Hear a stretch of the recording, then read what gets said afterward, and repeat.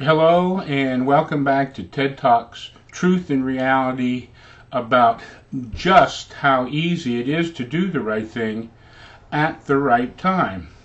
Now there are some slight conditions for that to happen or else everyone would be doing the right thing. We hear every single day pleas to the president to do the right thing, pleas to the Congress to do the right thing, hope the House does the right thing, hopes the Senate does the right thing, hopes the Democrats do the right thing, hopes the Republicans do the right things, hope they do the right thing in Ferguson, hope they do the right thing in the Middle East with the war going on. But all that is wishful thinking, or as I said, it would already be done.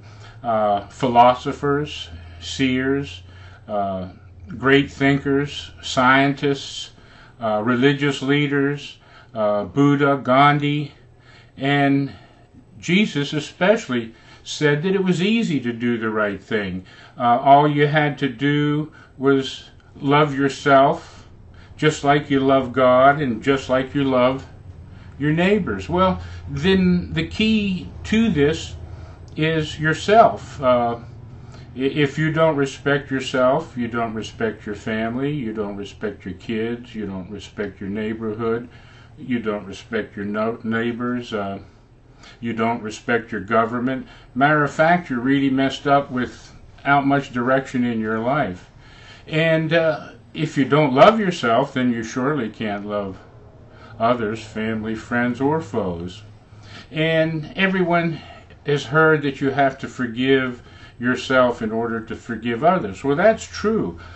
Most of us carry such a heavy burden, or if we really looked at it, our own cross, and with all the emotional baggage that we have. Now, I've been trying for 35 Truth Talks to get you to understand how simple it is to do the right thing at the right time.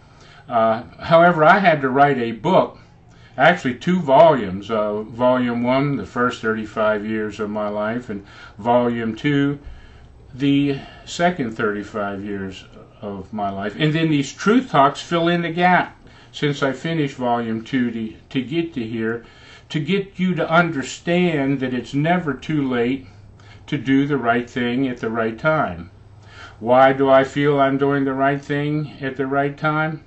Because it feels good. It feels certain that those bad experiences and the bad things that are happening in my past and now were for a reason. They were for a reason if I'm able to just reach out and touch 1 or 2 hearts and minds and get them to realize that things will change around them as they change inside you. Now, again, what does that mean? I don't know, chapter 30 maybe, I think, talks about how I got inside me. Now, my book, what it does, it's like the basic primer for understanding yourself. It's a connect the dot illustration of how I came to sit in front of you today. Now, why is that important?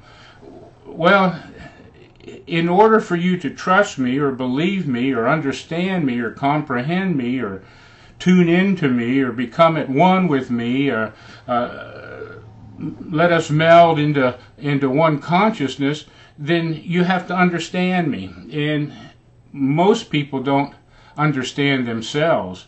And I, in my 2 volumes, try to get you to understand how easy it is once you become a mind to. Because there's a struggle going on in your life between that physical, objective self that you see and that unseen spiritual self. Most of us don't even acknowledge is there. An atheist wouldn't acknowledge it because they believe in nothing. So when you believe in nothing, everything is a void, a vacuum. And any single atheist sees things differently because that is the natural physical way of seeing the world. I've explained that throughout my previous truth talks, and I want you to understand that it is something that I understand to be so easy, and therefore I get frustrated a little bit, and I'm offering Volume 1 free so you can find out for yourself just how important it is for you to begin a search for self. Now,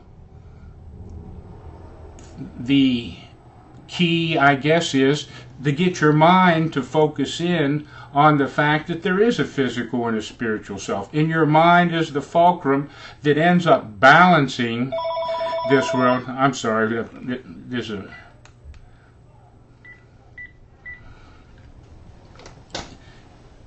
I hope that interruption doesn't break my train of thought, because it's important. That's how real my situation is. My phone is even trying to keep me and break my trend of thought. Because if you get back over my other 35 discussions, you'll see the obstacles I've overcome to get to this point. And I've had my trials and tribulations, and I'm going through them right now. I've told you how the IRS is closing in on us, and ever since 2008, the Park Services commandeered all the rules and regulations on our island and began ruining business. And I have the proof, and I am the proof to tell it. And so are the half a dozen other restaurants up for sale on an island that only has a couple dozen to begin with. Our shoulder seasons have left.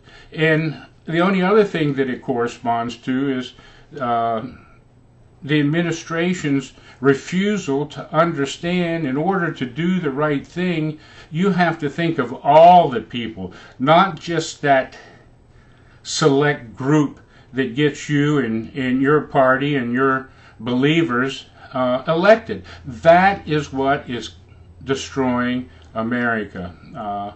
We are so divided into these self-centered pockets, and that's the physical world with a hold on you. And I explained selfism being the physical remnants of our primitive days, when self-preservation and self-survival was of the utmost importance to that physical world.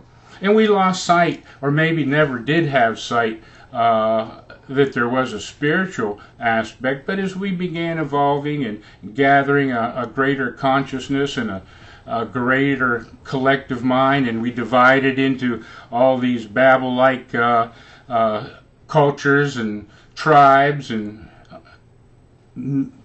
massive amount of differences going on in the world.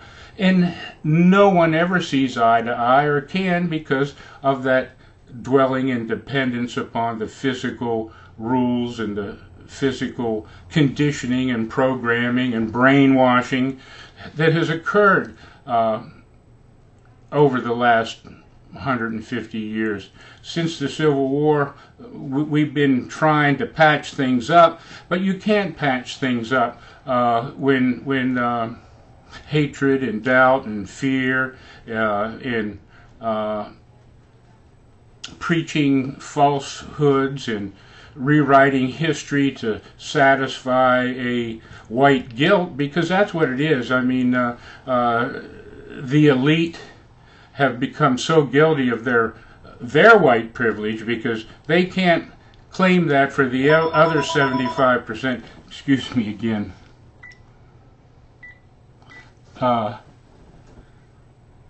That they have enjoyed. We don't, in the other 75% of America that lives paycheck to paycheck, or worries about how they're going to make ends meet, or even how they're going to survive this life. Now, I mentioned earlier that I've been struggling 5 years with prostate cancer, and really felt good that I was coming out of that 5th year that was important. However, this last year, a bunch of complications with kidney stones, and I've had the opportunity to go in and get all the checkups. I've had the colonoscopies, the endoscopies, the cystoscopy, an MRI, a CT scan, all the modern conveniences that didn't even exist 50 years ago, or when my father had prostate cancer in the 50s. So I'm really fortunate, and I have a great doctor that thinks outside the box, and has been a friend because his father was a friend. And I feel that I get special consideration only in my mind, but that is what I've been trying to get you. It's your mind that controls your view of the world. And if you're positive and you're happy and you grin and bear it, the good and bad things in life, and I've learned how to do that. But what happened in that second 35 years, the material world and the physical world got a hold of me again, and I lost sight of the true balance.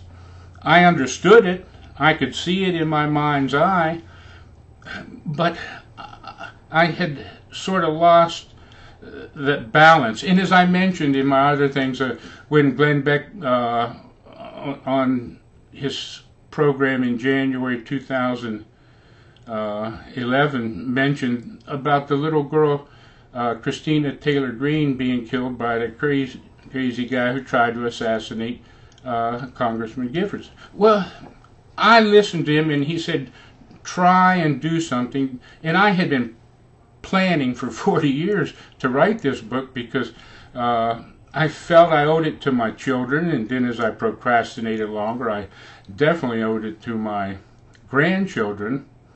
And then I realized that it really was a message to anyone who would take hold, because my grandchildren, my children, my wife, they don't even understand my view. That's how difficult my trip has been to get here. And then Thursday, when the doctor called me, he said that the cancer might be creeping back up on you, that he said there's plenty of other things, and I have faith. They got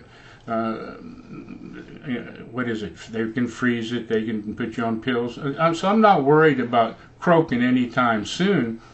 But it did make me more aware that there is something I can do, and this is the right time to do it, and that is to do everything I can physically, using my always there spiritual energy and truth, that if I don't do something to help myself, I can't rely on science, and I can't rely on anything else happening to do the right thing, because it seems like no one does the right thing anymore. And if you don't, then we're all lost. Just like if I don't do something right now to help my own health. So I'm going on that diet that I mentioned a couple discussions ago, and my wife and I are working out, and she's pretty good at it, and if she can drag me along, I go back to the doctor in 4 months, and it's sort of a measuring stick from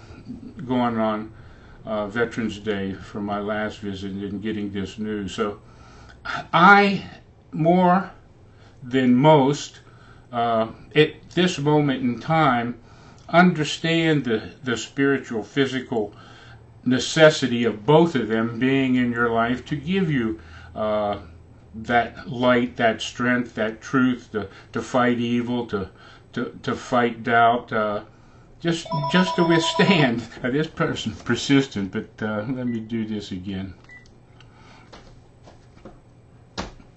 So anyhow, it's to the point where now, like I say, I actually feel that the obstacles in the pitfalls, just like that call, I can't let it bother me anymore. You only have one life, and as long as you're alive, you have the opportunity to correct those mistakes that you made a minute ago, or yesterday, or last year, or 50 years ago. I had to come to peace with all my mistakes, and I realize I still have time to be a beacon or a positive influence on other ones, as long as I am honest and I do it with myself. So over the next few weeks and months, you'll see if I'm getting better physically and with my health, because it is starting to fall apart fast when you get to 71 and you're the poster child for a couch potato. And as my wife says, you know, you just put a bowl in front of me and put salt on it, I'll eat it. So I have a lot more to get into, and I hope you join me Wednesday before Thanksgiving, because that is my transition to the book. Now remember, it's free. It's at tedtorok.com. It's down in the description, and it's going to be enlightening because it's on self-enlightenment, and it'll help you understand where I'm coming from this point forward. So until we meet again Wednesday, Godspeed.